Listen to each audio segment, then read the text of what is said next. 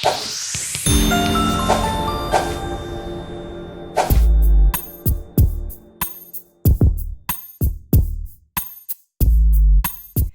I'm Dr. Sunny Fridge. Welcome to another edition of Rise and Shine with Dr. Sunny, the show that helps you unleash your inner speaking superpowers. Each week you get tips, tools, and techniques to help you become a better communicator.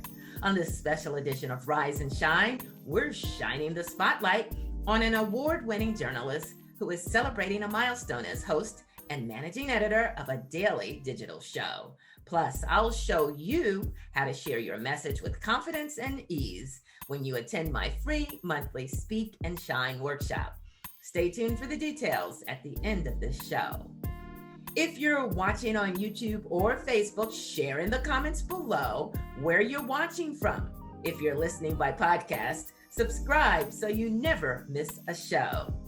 If you enjoy our programs, please consider making a donation of any amount at wytv7.org. It helps our CBN broadcasters continue our mission to bring you programming that educates, empowers, and encourages. I believe we all have a purpose and the potential to live our best life. This week, we're shining the spotlight on an award-winning host who has been living his best journalistic life for more than 2.5 decades. Roland Martin is the host and managing editor of Roland Martin, Unfiltered. He was named the Journalist of the Year in 2013 by the National Association of Black Journalists for his extensive focus on voter suppression and other issues of concern to African Americans during the 2012 election. He's a 4-time NAACP Image Award winner, including being named Best Host for 2 years in a row. 2 years ago, he launched the daily digital show Roland Martin Unfiltered. The show is broadcast from Washington, D.C. It was the first daily online show in history focused on news and analysis of politics, entertainment, sports, and culture from an explicitly African-American perspective. While 2020 has brought unimaginable changes and unprecedented times, Roland Martin Unfiltered daily digital show has emerged as a constant and influential voice on the media landscape. You got longevity, though, brother. You Roland Martin! Roland Martin's doing this every day. So I just want to thank you, Roland Martin, for always giving voice to the issues that are front and center for Black America. You're doing your thing, baby. Appreciate it. I understand.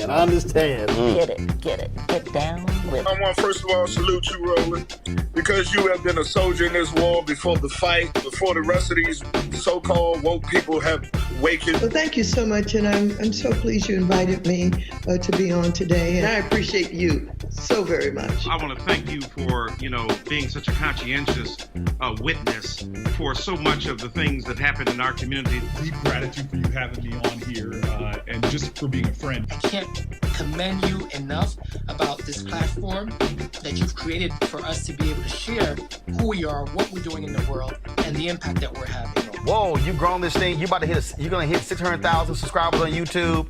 Y'all now doing 20 million views a month. You want to pay attention to what I'm about to break down, that it requires a proper deconstruction. Fear-mongering that has gone on around this virus has been used to shield a lot of the kind of actions that you've been talking about. Our entire political and personal existence is at stake this year. Something has to be done there. In their honor, in their defense, on their behalf, we're coming to handle this the correct way. Well, the only one going to save us is us. And the people are going to have to look out for one another and take care of one another in this time of need. Roland been putting in work, ever since he been popping on TV, telling us what it is. The Republican Party today has a problem with black people and getting them to vote for them, but even appealing to them.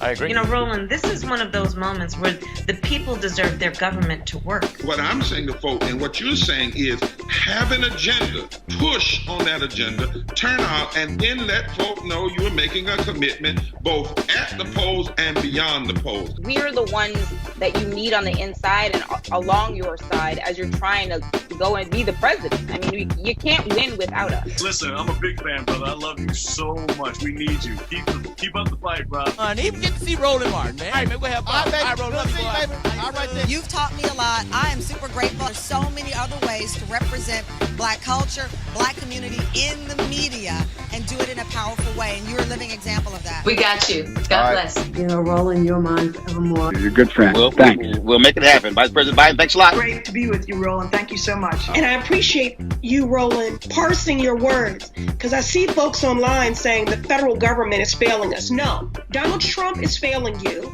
This man is a danger. He represents a clear and present danger to this nation. You can't be Black-owned media and be scared. To mark the second anniversary, a virtual press event was recently held via Zoom. I was among the dozens of members of the press in the room as Martin discussed his mission and perspective on a variety of topics dominating the headlines. We do the show from our Washington, D.C. studios. We're located on K Street. We also have a complete studio that's set up here at home where we actually do the show. And so I was actually playing with this. And so, yeah, I'm sitting here operating on a green screen here.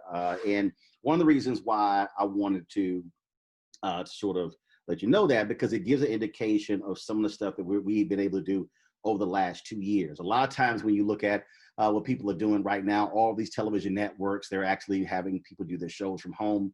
And so when COVID hit, we were actually far ahead of the curve because we've been operating in the digital space for a very long time. Background, I launched the first Black news source audio podcast in 2005, video podcast in 2006. And so, so this is not anything new. And so when News One Now ended at TV One, we were already doing a lot of stuff on the digital side. And literally, as Alfred Liggins was telling me they were canceling the show, I was already planning this very thing that we're doing. Martin shared his strategy on how he successfully leveraged technology to reach millions of African-American viewers and how he built a robust digital news platform. When we launched this show, in our first month, we did 9.3 million views. We live streamed the show on multiple platforms. We live streamed them mainly on 3, YouTube, Periscope, Facebook simultaneously. So we go live from 6 to 8 p.m. Eastern. Then we restream the show 6 times in the 24-hour period because we understand the importance of being able to reach people at different times. We also like the community engagement. What I mean by that is, if you watch a show that's VOD, meaning video on demand, that means you click it, you're watching it. You're not actually watching it with anyone else. It's just you. And so you can comment, but it's just you commenting. And so one of the reasons we restream the show is we've created these clusters of communities. So there are a group of people who watch our show every day at 6 p.m. There's another group who watches at 10 p.m., another group that watches at 2 a.m., another group that watches at 6 a.m., another group that watches at 10 a.m., another group that watches at 2 p.m. We've also been podcasting, audio podcasting our show since our inception, and beginning in July, we did a deal with iHeartMedia where they are distributing our podcast to various podcasting platforms all around the country and the world. Martin was asked numerous questions regarding the 2020 election. We are still in the midst of a pandemic, but we also have an election coming up. And just really, how do we urge our people to not be lax and fight even harder? Because we know that there are a lot of things that are being done institutional-wise to make sure that we don't show up and show out. First of all, we've been hitting this thing all year. So this is nothing new to us. We've been pounding it constantly. But the thing is, we also have to break this down for people. Look, the average person is not heavily focused and invested in civics. So we connect the dots. We spend lots of time right now getting people to understand voter purging, which means they need to be able to be pushing, they need to be double checking registration, then getting people to register, then saying, fine, here's how you can request your mail-in ballot. Then this is check your polling location, all those things, because We know the barriers that are being put in play. We've got to make sure that our people are not getting caught in the middle of that, which again means our job is to connect the dots, explain to people what's going on. When it comes to public policy, doing the exact same thing, breaking down Trump, breaking down Biden, breaking down U.S. senators and congressional races as well. Also what's happening on the state level. We've had lots of African Americans who are running for district attorney, who are running for other positions on as well, because those are critical positions. And so that's how we have been focused on trying to do this, trying to get our folks to understand what is at stake. And that's how you do it. You can say vote, okay, but what am I voting for? Who am I voting for? Why am I voting for somebody? What are the policies? Which is why we have to be honest about where we are in media. The reality is this: Black radio is spending so much time playing music and talking about gossip and entertainment. You have very little discussion about politics happening on Black radio, okay? Because how much of Black radio is actually Black owned? Same thing when you start talking about what's happening on the television side. If you could interview the president, what 2 questions would you ask him and why? First question I would say is, why are you a liar? No, I would say, why do you lie about lies? And I was one of the first journalists to call him, use the word lie. They kept saying, oh, they could be using these other different phrases. I'm like, no, a lie is a lie. So that question would be, and then I would pin him down specifically on this whole notion that he thinks he's done so much for Black people, and I would go through every single point and break off and show that he's also lying about that. Can you please expound and talk to our younger audience about the importance of the Black vote, especially during this political climate? Oh yeah, it's real simple. If Black people voted our numbers, we would control the destiny in many states. The reality is there are a lot of people who are, they're leery of the process. There are those who believe that voting solves nothing. That's a lie. And I think we have to make that clear and explain to people how that's nonsensical, how it does matter. I shared with Roland Martin my passion for his venture. I also asked him about the personal satisfaction he receives as a result of his work.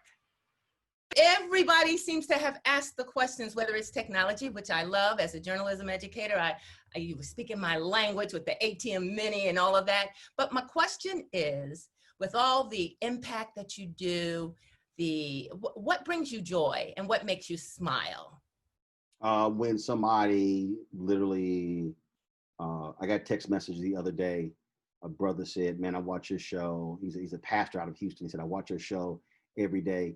Thank you for hitting this deal and reminding people to check their registration. He said, I am holding my voter registration card, but because I watch your show, I went online and checked and I had gotten purged. He said, so please keep doing what you're doing. I've gotten that email from 3 different people. One person in Houston, one guy in Arizona, then somebody in Georgia. It's when somebody, when a brother hits me up and he says, man, we love your show. I watch the show with my son at dinner. And then we talk about what you talked about on the show at the dinner table. It's when I get an email from a sister who says that her 80-year-old mother loves my show, loves me, and forced her to watch my TV One show. Now she watches my digital show, and now she makes her 16-year-old daughter watch the show as well. That's really what it's about. That's generational impact. So that means that you got an 80-year-old mama, a 40-year-old, 40-plus daughter, and then you've got this teenager, and they are watching the show. And that's the whole point. It's empowering people with information. It is when that Black business owner says, man, I was thinking small, but listening to you talk about how do you build and grow caused me to rethink my business. That is what brings me joy. Congratulations to Roland Martin of Roland Martin Unfiltered. For more information, go to rolandsmartin.com. Before I go, I want to echo the importance of voting. The upcoming election is just days away, and many states have made it easier for citizens to vote either by early voting or absentee voting by mail this year due to the coronavirus. Millions of votes have already been cast. I visited my parents in North Carolina. They're in their 80s, and despite their health issues, like thousands around the country, they didn't mind standing in line to vote early. And when I returned home, I was excited to go with my husband to cast my vote by absentee ballot at our local election office in Mississippi. No doubt you've probably gotten texts from many organizations, including the NAACP, wanting to know if they can count on you to vote. At first, I thought these calls and texts were a bit annoying, but I thank God for grassroots organizations that can reach out, especially to those who otherwise might not get out to vote. It reminds me of a quote by Mother Teresa. I can do things you cannot. You can do things I cannot. Together, we can do great things. So yes, I agree and add to the call to action. Get your relatives and friends. Take them with you to the polls. Remember, your vote will only count if you cast it. And a special shout out to my friends who are voicing opinions on social media or other public forums about voting. You never know who might be watching or listening. That's all the time we have on this special edition of Rise and Shine with Dr. Sunny. Again, congratulations to Roland Martin of Roland Martin Unfiltered on providing a digital platform for issues and concerns that impact the Black community. And speaking of impact, now you may not want to be a newsmaker or a journalist, but if you'd like to be a better communicator, if you'd like to speak with confidence and ease, I invite you to my free monthly Speak and Shine workshop. It's held the last Friday of each month, and together we'll unleash your inner speaking superpowers, some you didn't know you had. Spots are limited. To sign up, go to my Facebook page at facebook.com/I Rise and Shine. Or you can register at my website, sunnyfridge.com. Now that's where you can also find links to my shows and podcasts. Thanks for connecting. I'm Dr. Sunny. And remember, even if you have to wait in line, it's your time to vote, rise and shine.